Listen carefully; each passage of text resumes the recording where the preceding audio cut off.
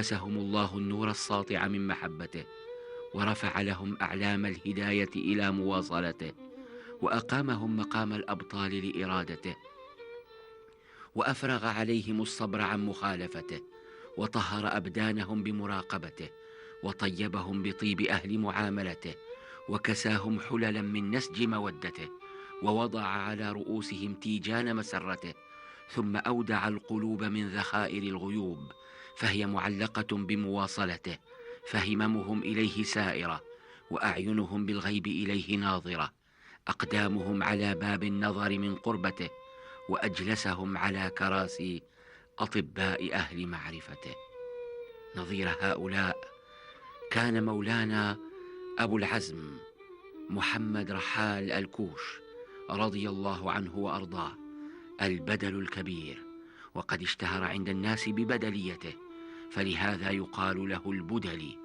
واشتهر عند العوام محرفا البودالي بمد الباء والدال، رضي الله عنه وأرضاه وقدس سره.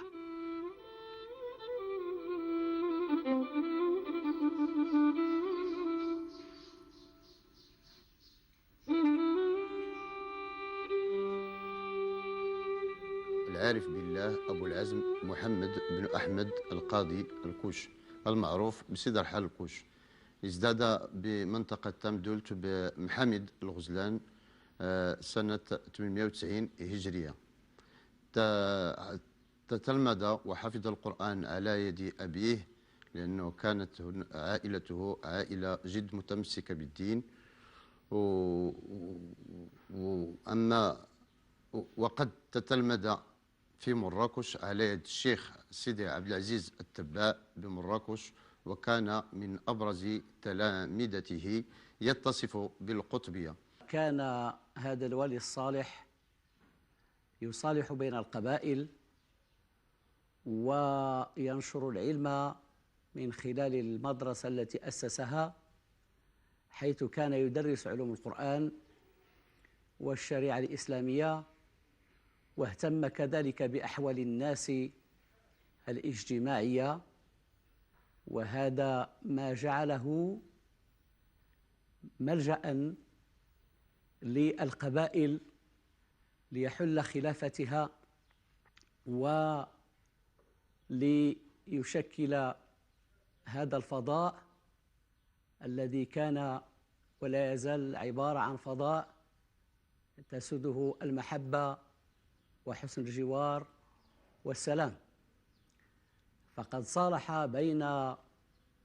السعديين والوطاسيين في المعركة الشهيرة والمسماة بمعركة الأحمدين، وتواترت طريقته على سبيل أحفاده ومريديه، ولا زالت حية إلى يومنا هذا عن طريق مريديه حفدت هذا الولي الصالح الشرفاء الرحاليين. اشتهر عن الشيخ أبي العزم مولانا محمد رحال الكوش رضي الله عنه نسبه السملالي الحسني الشريف. يقول الشيخ الأمين محمد الصحراوي رحمه الله في كتابه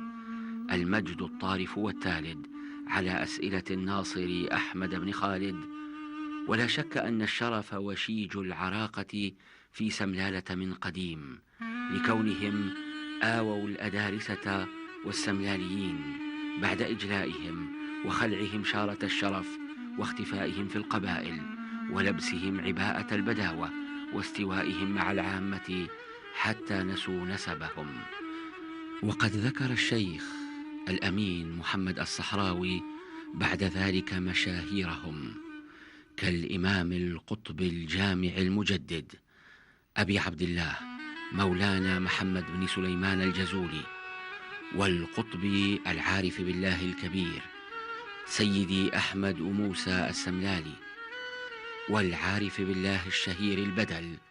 سيدي رحال الكوش البدلي، رضي الله تعالى عن جميعهم.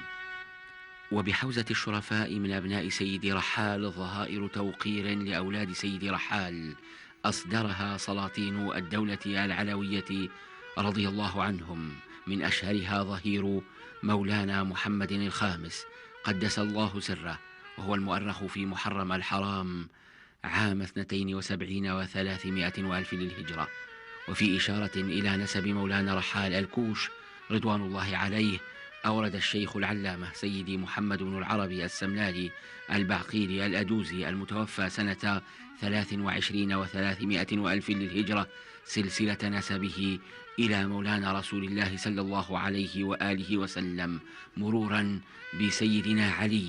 بن سيدنا محمد، وقد سقط من عمود الأدوزي بن سيدنا سليمان بن الإمام عبد الله الكامل إلى سيدنا ومولانا محمد صلى الله عليه وآله. وقد ذكر الشيخ الأدوزي أصل أسلافه رضوان الله عليه من تمدلت، وهي مدينة قديمة عظيمة كان منها معظم قبائل جزولة. ويذكر الشيخ العلامة الشريف سيدي محمد العربي بالبهلول بن عمر الرحالي رحمه الله في كتابه منهج الارتحال إلى معرفة الشيخ سيد رحال عمود هذا النسب الذي ذكره العلامة الأدوزي، ويشير إلى الاتفاق حول هذا العمود الذي حصل للشيخ الأدوزي مع الشيخ سيد أحمد بن محمد العشماوي في كتابه جامع الأنساب النبوية، وهو المشتهر بالعشماوي. وفيه يذكر أن نسب سيد رحال يتصل بالشرفاء الحسنيين بواسطة مولانا سليمان بن عبد الله الكامل رضي الله عنهما، ويسوق نسبه الشريف كما ذكره العلامة الأدوزي رحمه الله. نسبه ينتهي للزهراء ذات الوفا فاطمة الغراء، وفي كتاب المجد للصحراوي عرف بالأمين وهو الراوي،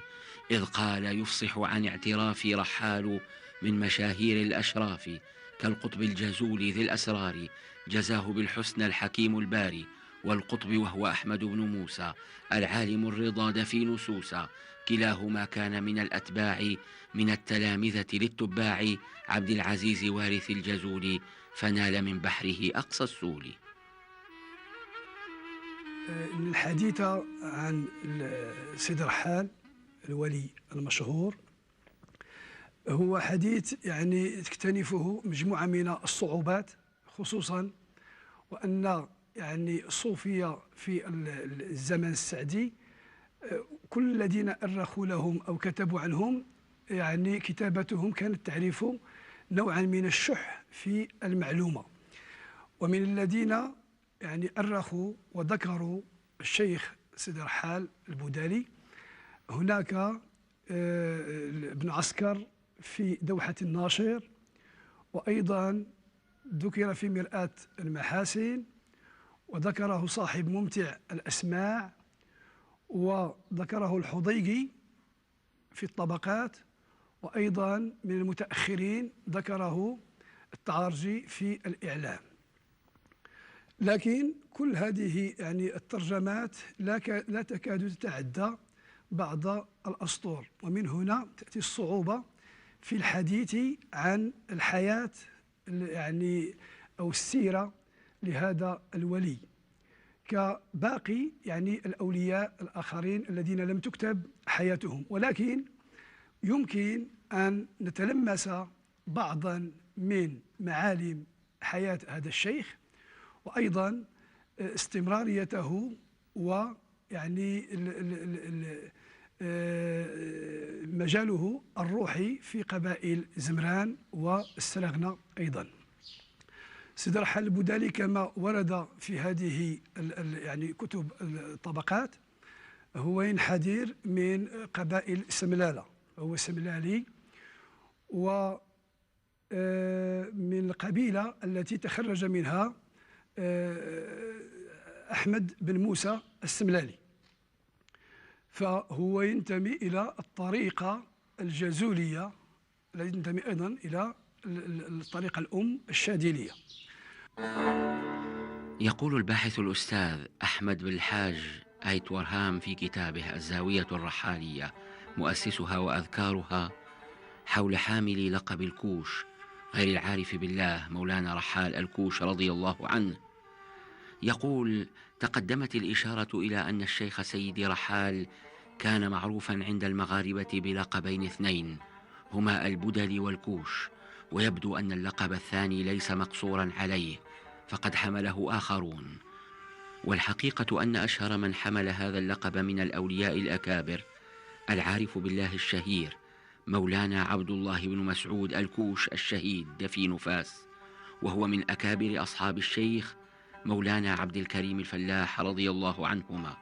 وكان وارث سره، آلت إليه مشيخة الطريق بعد شيخه. وقد أسر مولانا عبد الله بن مسعود الكوش رضي الله عنه مع العارف مولانا عبد الله بن ساسي بثغر أزمور، ترجم له صاحب ممتع الأسماع وابن عسكر في الدوحة، ومحمد الصغير الإفراني في نشر المثاني، وترجم له غيرهم. وحملت ابنته العارفة الشهيرة للا زهرة الكوش لقبه، وهي المعروف ضريحها قرب جامع الكتبيين بمراكش، وأخبارها رضي الله تعالى عنها مشهورة في كتب المناقب. قال عنها الحضيجي في الطبقات: كانت من أولياء الله المتقين والنساك الصديقين العارفين، لها قدم راسخ في ذلك. وقد حمل هذا اللقب عارفة أخرى، هي العارفة الشهيرة السيدة عائشة الكوش رضي الله تعالى عنها وأرضاها. وقد ذكر المؤرخ الكبير سيدي أحمد بن خالد الناصري رحمه الله تعالى في كتابه الاستقصاء لأخبار دول المغرب الأقصى أنه لم يقف على معنى هذا اللقب ولا على سببه ولا على من تكلم عليه لغة واصطلاحا. ويضيف الأستاذ أحمد بن الحاج آية ورهام في كتابه الزاوية الرحالية: هذا لقب يثير السؤال ويدعو إلى البحث في خلفياته وجذوره وأسباب التصاقه بهذه الشخصيات الصالحة، وإلى معرفة الدلالة الخفية الكامنة وراء إطلاقه على رجلين وامرأتين. وقد صادف أن عاش هؤلاء جميعا في فترة متقاربة. وتجدر الإشارة أيضا إلى أن سيدي رحال هو محمد رحال، واشتهر برحال لكثرة رحلته كعادة الصوفية رضي الله عنهم. وفي هذا يقول أحد أحفاده في منظومة له هي نجمة الهلال في أولاد الشيخ سيدي رحال: محمد اسمه لكن اشتهر أي باسم رحال لدى من قد غبر، لأنه كان كثير الرحلة يرحل كلما يحط رحلة. عاصر مولانا رحال الكوش رضي الله عنه عددا من كبار الأولياء في زمنه، أشهرهم العارف القطب مولانا عبد الله الغزواني دفين مراكش، والإمام العارف سيدي رضوان الجنوي دفين فاس، والقطب سيدي عبد الرحمن المجذوب دفين مكناس، وسيدي أبو عثمان سعيد أمسناو دفين الصومعة، ومولانا أبو القاسم الزعري دفين تاتلة، وهو والد القطب العارف بالله الكبير مولانا أبي عبد الله محمد الشرقي. كما عاصر رضي الله تعالى عنه الإمام أبا عبد الله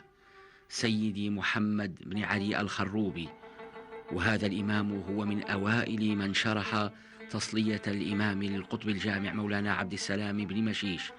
وعاصر غير هؤلاء من كبار الأولياء رضي الله تعالى عنهم وأرضاهم.